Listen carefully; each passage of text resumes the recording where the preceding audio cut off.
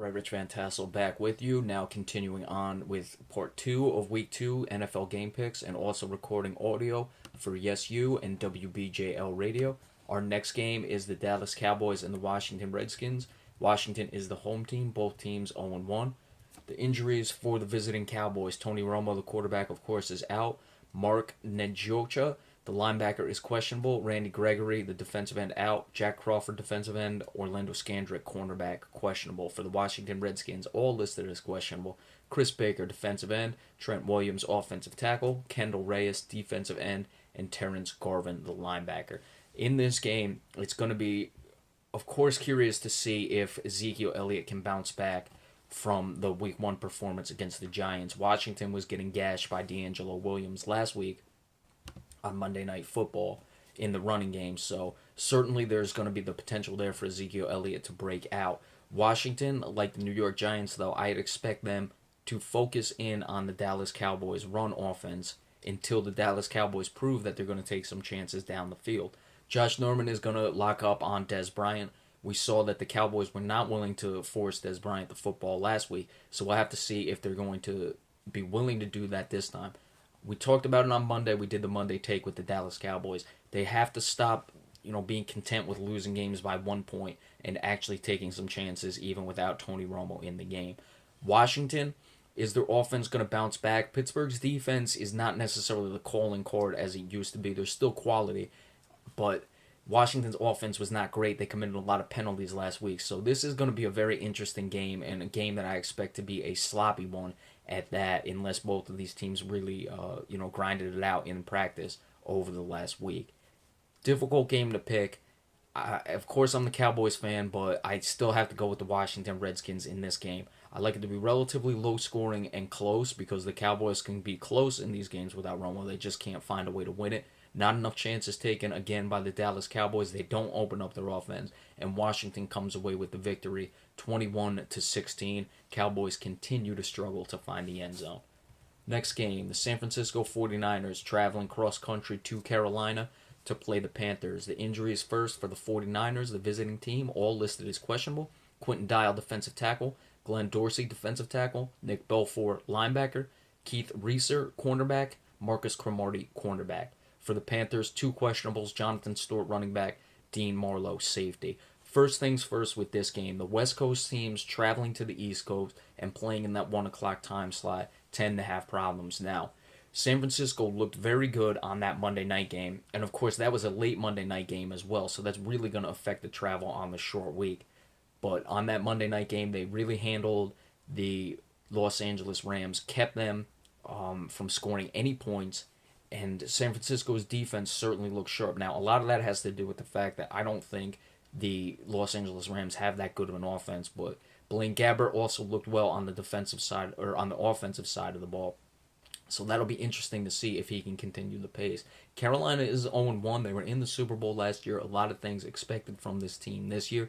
Look for Cam Newton to come out and look for his receivers, Benjamin, as well as Devin Funchess. And I expect that Carolina is going to come out focused. They've had a much longer rest because they played last Thursday. And with the short week for the 49ers traveling West Coast to East, I see this as being a very difficult game for the 49ers to find a way in this one. I like the score to be high for the Carolina Panthers, low for the San Francisco 49ers. I'm liking 27-10 in this game in favor of the Carolina Panthers. Our next game, the Miami Dolphins are traveling to New England to play the Patriots. The injuries for the visiting Miami Dolphins: Xavier Howard, cornerback, questionable; Mike Pouncey, center, doubtful; Devontae Parker, wide receiver, questionable; Jelani Jenkins, linebacker, questionable; Mario Williams, defensive end, questionable. For the New England Patriots, all questionables: Malcolm Butler, cornerback; Malcolm Mitchell, wide receiver; Dante Hightower, linebacker; Rob Gronkowski, tight end; and Eric Rowe, defensive back. Miami played well against Seattle. I expected that for whatever reason. I thought they would be able to come out and give Seattle fits in that week one. New England looked very good, of course. Without Tom Brady, Jimmy Garoppolo will start again. They went to the desert and beat what many are expecting to be a very quality team in the Arizona Cardinals, and myself included. I expect big things from the Cardinals this year. So we'll see if New England can keep the pace going. Miami's secondary is not very good. New England doesn't necessarily like to stretch the ball downfield. They like the intermediate passing game, the short passing game. But whatever it is, they're going to do. Now, Miami has given New England fits over the years. They're one of the few teams in that division, for whatever reason, can play the New England Patriots well. So we'll see if without Tom Brady, they're able to make some noise in this game. You have to factor that in. I'm not.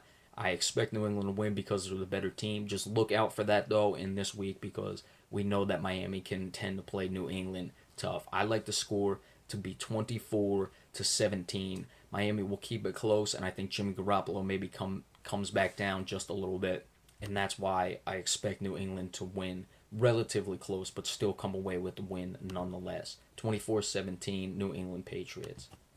Next game, Kansas City Chiefs traveling to Houston to play the Texans. Both teams are 1-0. Kansas City, of course, had that big-time comeback against San Diego. For the Chiefs, their injury report all listed as questionable. Parker Arrington, offensive lineman. Laurent Truvani Tardif, offensive lineman. Tamba Ali, linebacker. Sam Barrington, linebacker. Jamal Charles, running back. For the Houston Texans, one listed as out. Dwayne Brown, their offensive tackle. The rest are all questionables. Jeff Allen, guard. J.J. Watt, defensive end. Derek Newton, offensive tackle. Christian Covington, defensive tackle. So, immediately you look at those injuries on the offensive line. Dwayne Brown is out. The other two are questionable. If one or both of them are not able to go, that will certainly give Kansas City a chance with their pass rush to get pressure. Houston played a pretty bad Bears team. Their offense didn't open up the way I was expecting them to coming into this year. So we're going to see if they can find their groove now with DeAndre Hopkins downfield in this game. However, Marcus Peters, the cornerback for the Kansas City Chiefs, will be marking up DeAndre Hopkins, I expect, all of the game. I'm very curious to see how that matchup will go. You got one of the best young wide receivers and one of the best young cornerbacks in this league. So that whoever wins that matchup, I think, will win this game. And who I'm picking to win that matchup, I like DeAndre Hopkins, but I like Marcus Peters just a little more. I think that Peters will be able to shut down DeAndre Hopkins in this game, and Kansas City comes away with another hard-fought win. I like 24-21 late game victory for the Kansas City Chiefs. Next, the Seattle Seahawks are traveling to Los Angeles to play the Rams. Of course, the first game in Los Angeles in over 20 years. Injuries first for the Seahawks. Two questionables. Jermaine Ifedi, offensive tackle. Nick Vanette, tight end, questionable. For the Los Angeles Rams, all questionables as well. E.J. Gaines, cornerback.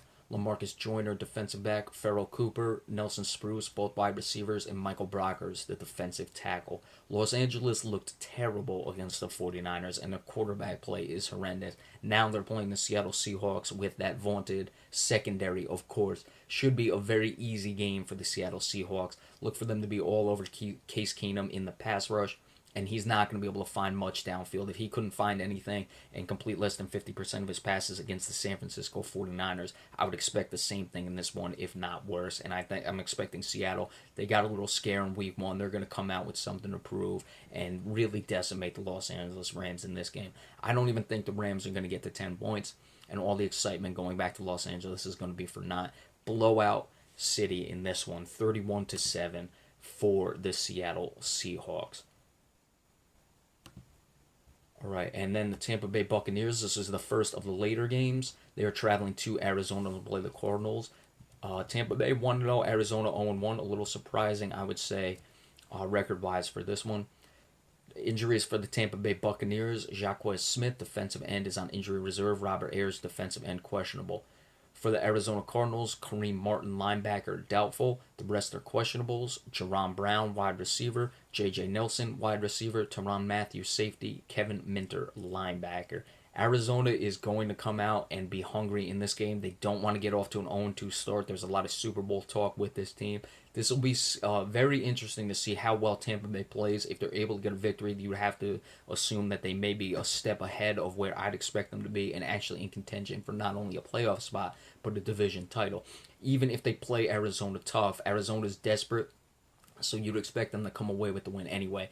But Tampa Bay has really got to focus on not getting blown out, be professional, and at least be in the game with a chance to win it late. But I don't see them coming away with the victory. I like Arizona in a hard-fought one, 24-20.